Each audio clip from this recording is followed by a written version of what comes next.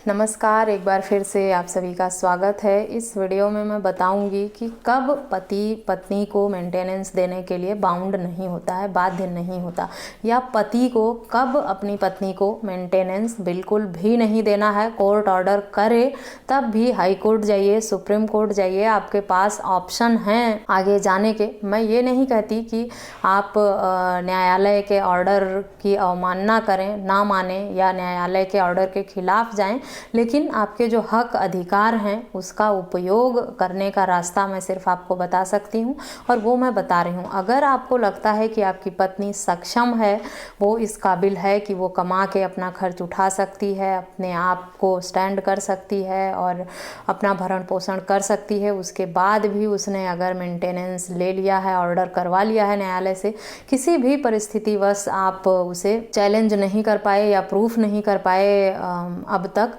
तो अब भी देर नहीं हुई है। आप उसके लिए हाई कोर्ट में अपील कर सकते हैं। ऑर्डर हो गया तो क्या हुआ, लेकिन इसमें टाइम लिमिटेशन है। अगर आप ये डिटेल में जानकारी चाहते हैं इस टॉपिक पर, तो मैंने पहले ही वीडियो बनाई हुई है, मेरे चैनल से विजिट करके आप वो वीडियो फैमिली लॉ की प्लेलिस्ट से उस वीडियो को देख सकते हैं। उसमें डिटेल में जानकारी दी है कि आपको हाई कोर्ट या सुप्रीम कोर्ट में अपील में कैसे जाना है और किस तरह अपने हक और अधिकार की मांग करनी है, किस तरह आप अपने लिए इंसाफ पा सकते हैं।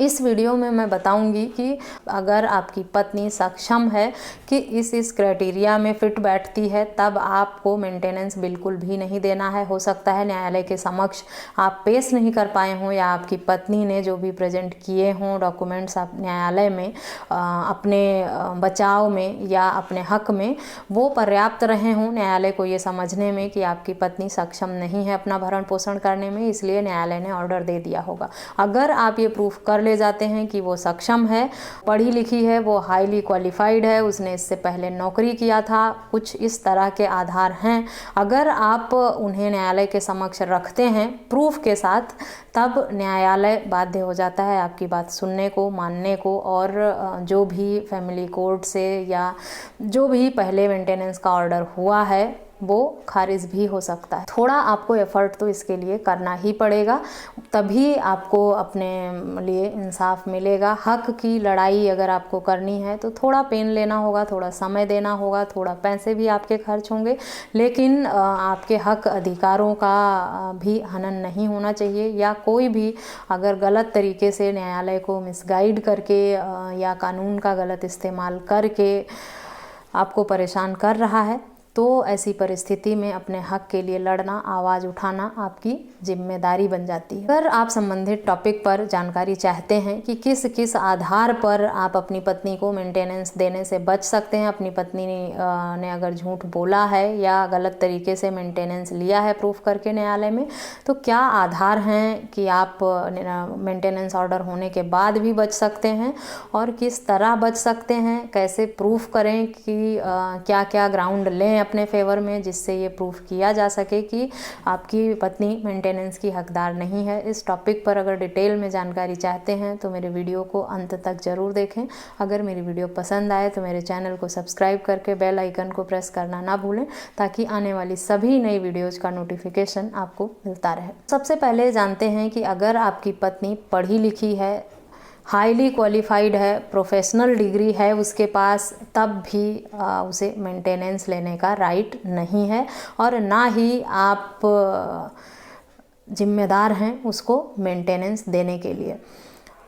बस आपको प्रूफ करना होगा कि जो आप कह रहे हैं वो सच है, उसकी जो भी डिग्री है या जो भी उसका क्वालिफ़िकेशन है उसका प्रूफ आपको न्यायालय में सबमिट करना होगा। साथ ही अगर वो नौकरी कर रही हैं अभी भी, या शादी से पहले उन्होंने नौकरी की थी और काफ़ी समय तक किया था, अच्छी सैलरी ले रही थी वो, तो इस आधार पे बिना किसी कारण के आपसे अलग रह रही हैं, आप उन्हें बुलाना चाहते हैं, बुला रहे हैं, समझा बुझा रहे हैं, अथक प्रयास कर लिया आपने, फिर भी वो आपकी बात नहीं सुन रही, अपनी जिद पे अड़ी हुई हैं। ऐसी परिस्थिति में भी मेंटेनेंस देना आपकी जिम्मेदारी नहीं बनती है। या आपकी पत्नी मायके जाकर आपको प्रताड़ित कर रही है, हैरेस कर रही है, धमकी दे रही है और उसी की गलती है, उसी ने आप सबको परेशान करके आपको छोड़ दिया है। आप पूरे परिवार के साथ उसके साथ रहना चाहते थे, घर बसाना चाहते थे। आपकी पत्नी ही आपके साथ नहीं रहना चाहती थी और वो बिना किसी वैध कारण के, बिना किसी सही कारण के उसने आपको छोड़ा है। इन सब बातों का प्रूफ आपको देना पड़ेगा न्यायालय में। या आपकी पत्नी ने आपसे अलग रहने के बाद शादी कर ली है, या किसी के साथ लिव इन में रह रही है, या नौकरी कर लिया है उसने और आप न्यायालय में बताया नहीं है, छुपा के रखा है उसने, या दूसरा धर्म अपना लिया है आपकी पत्नी ने। आपके यहाँ से जाने के बाद, घर छोड़ने के बाद आपकी पत्नी ने अगर दूसरा धर्म अपना लिया है, हिंदू धर्म छोड़ दिया है, उन्होंने किसी और धर्म की मान्यता रख रही हैं अब, तो भी आपको बस प्रूफ ही करना है। ऐसे में भी आपकी जिम्मेदारी नहीं बनती है उनका भरण पोषण करना। बस आपको प्रूफ करना होगा कि जो बातें आपने कही है या न्यायालय के समक्ष जो भी आप कहना चाह रहे हैं, उन बातों में सच्चाई कितनी है और जो भी आपने कहा है उसको सच साबित करने के लिए आपको पर्याप्त सबूत न्यायालय में देने होंगे। अगर ये सारे जितने भी तथ्य मैंने इसमें बताए हैं, इसमें से कोई एक भी आपकी पत्नी पर फिट बैठता है, तब आपकी कोई भी जिम्मेदारी नहीं बनती है पत्नी को मेंटेनेंस देने की, और ना ही वो अपने पति से मेंटेनेंस पाने का अधिकार रखती हैं। अब इन सब बातों को सुनने के बाद लोगों का ये कहना रहता है कि मैडम, पत्नी ने क्वालिफिकेशन तो बताया नहीं मुझे, और हम प्रूफ कैसे करें, वो अपनी डिग्री सब लेकर चली गई है, पहले ही हमारे पास कोई प्रूफ नहीं बचा है। तो आप संबंधित कॉलेज, यूनिवर्सिटी या जहाँ से भी वो पढ़ी हैं, वो RTI लगाकर वहाँ से भी डिटेल मांग सकते हैं। अगर उन्होंने नौकरी कर ली है, शादी कर ली है, इन सब बातों को प्रूफ करना है तो आप डिटेक्टिव हायर कर सकते हैं। प्रूफ कैसे करना है, पत्नी के खिलाफ जो भी आपको प्रूफ इकट्ठा करने हैं, कुछ भी हो, पत्नी के खिलाफ कोई प्रूफ नहीं इकट्ठा करने हैं। पत्नी ने जो कहा है, जो भी झूठ बोला है, उसे सच क्या है वो अगर आपको न्यायालय में पेश करना है, या आपको अपने बचाव में अपने हक अधिकारों के लिए लड़ना है, तो आप खुद को सही साबित कैसे करेंगे, अपना सच कैसे साबित करेंगे, उसके लिए आपको प्रूफ इकट्ठा करना होगा। उसके लिए आप RTI के माध्यम से इकट्ठा कर सकते हैं, या आप प्राइवेट डिटेक्टिव हायर करके प्रूफ इकट्ठा कर सकते हैं अपने बचाव में। इस पर RTI और प्राइवेट डिटेक्टिव और प्रूफ कैसे इकट्ठा करना है, इस टॉपिक पर डिटेल में मैंने एक अलग से वीडियो बनाई है। अगर आपने अब तक नहीं देखी है तो मेरे चैनल पर विजिट करके उस वीडियो को देख सकते हैं। आशा करती हूँ आप लोगों द्वारा जो पूछा गया सवाल था कि पत्नी को कब मेंटेनेंस देने से बचा जा सकता है, किस ग्राउंड पर बचा जा सकता है, क्या क्या आधार हैं पति के पास मेंटेनेंस देने से बचने के लिए, चाहे ऑर्डर हो भी गया है तो भी ऑर्डर होने के कितने दिन बाद तक हाई कोर्ट जाया जा सकता है या सुप्रीम कोर्ट जाने के क्या अधिकार हैं, इस सब पर डिटेल में मैंने अलग से वीडियो बनाई है। अगर आप चाहते हैं कि अगर आप डिटेल में जानकारी चाहते हैं तो आप उन वीडियोज को भी देख सकते हैं। इस वीडियो में पति किस ग्राउंड पर पत्नी को मेंटेनेंस देने से बच सकता है, उसके हक अधिकार क्या हैं, वो बताया गया है। आशा करती हूँ कि आपको मेरे द्वारा दी गई जानकारी अच्छी लगी होगी। किसी अन्य टॉपिक पर अगर जानकारी चाहते हैं तो आप मुझे ईमेल, व्हाट्सएप या कमेंट करके पूछ सकते हैं। लोगों का ये कहना रहता है कि हम पत्नियों के हक में कानून है, पतियों के हक में बिल्कुल भी नहीं है। ऐसा बिल्कुल नहीं है। आप लड़िए अपने हक अधिकार के लिए, कानून आपके साथ है, एडवोकेट आपके साथ हैं, पुलिस आपके साथ है।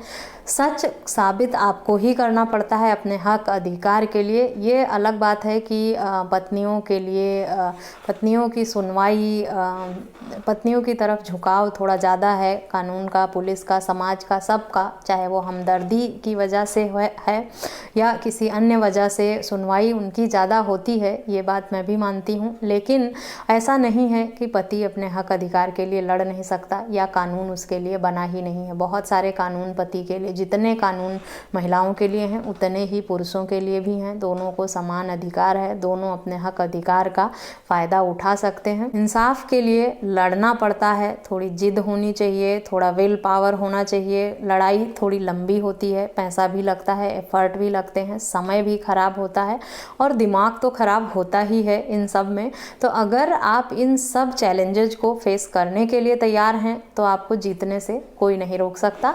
आपको सिर्फ मेहनत करनी है, प्रयास करनी है और जो जो आपके हक में अधिकार हैं उसका उपयोग करना है। इन बातों को भूल जाइए कि पुरुषों के लिए कोई कानून नहीं बना है या पुरुषों को इंसाफ नहीं मिलता है। जब तक आप साबित नहीं करेंगे, न्यायालय में अपना पक्ष रखेंगे नहीं, ना जज साहब को, ना आपके वकील को, ना पुलिस को, किसी को ये नहीं पता चलने वाला कि सच क्या है। अगर आपकी पत्नी ने आपके खिलाफ पहले ही बहुत सारे सबूत न्यायालय में दे दिए हैं, तब दोषी तो आपको माना ही जाएगा क्योंकि आपके खिलाफ पहले ही सबूत हैं। अब उन सबूतों को गलत साबित करना और सच न्यायालय या पुलिस के सामने लाना आपकी जिम्मेदारी बन जाती है।